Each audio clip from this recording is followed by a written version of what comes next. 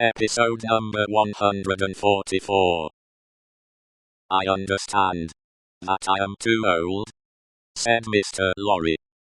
Unsettled weather, a long journey, uncertain means of traveling, a disorganized country, a city that may not be even safe for you. My dear Charles, said Mr. Lorry, with cheerful confidence, you touch some of the reasons for my going, not for my staying away. It is safe enough for me. Nobody will care to interfere with an old fellow of hard upon fourscore when there are so many people there much better worth interfering with. As to its being a disorganized city, if it were not a disorganized city there would be no occasion to send somebody from our house here to our house there, who knows the city, and the business, of old, and is in Tellson's confidence. As to the uncertain travelling, the long journey, and the winter weather, if I were not prepared to submit myself to a few inconveniences for the sake of Tellson's, after all these years, who ought to be? I wish I were going myself, said Charles Darnay, somewhat restlessly, and like one thinking aloud. Indeed, you are a pretty fellow to object and advise, exclaimed Mr. Lorry. You wish you were going yourself? And you a Frenchman born? You are a wise counsellor. My dear Mr. Lorry, it is because I am a Frenchman born, that the thought, which I did not mean to utter here, however, has passed through my mind often. One cannot help thinking, having had some sympathy for the miserable people, and having abandoned something to them, he spoke here in his former thoughtful manner, that one might be listened to, and might have the power to persuade to some restraint. Only last night, after you had left us, when I was talking to Lucy.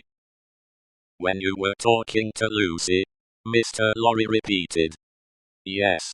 I wonder you are not ashamed to mention the name of Lucy.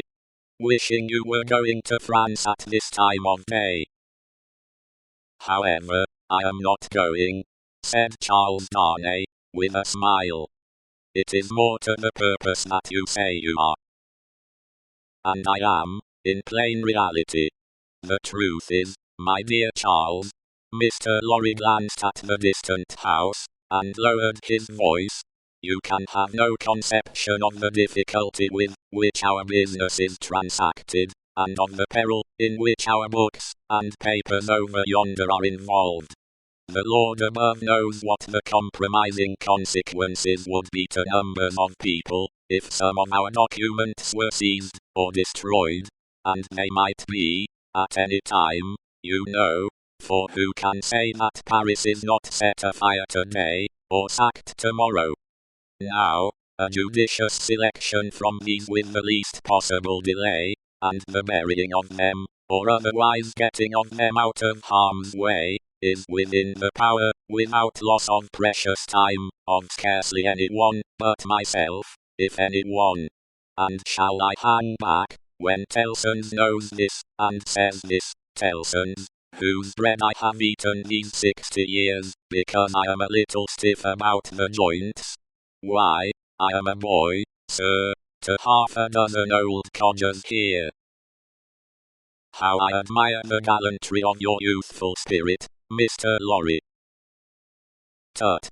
Nonsense, sir! Exclamation, and, my dear Charles, said Mr. Lorry, glancing at the house again, you are to remember, that getting things out of Paris at this present time, no matter what things, is next to an impossibility. Papers and precious matters were this very day brought to us here, I speak in strict confidence. It is not businesslike to whisper it, even to you, by the strangest bearers you can imagine, every one of whom had his head hanging on by a single hair as he passed the barriers. At another time, our parcels would come and go, as easily as in businesslike old England. But now, everything is stopped,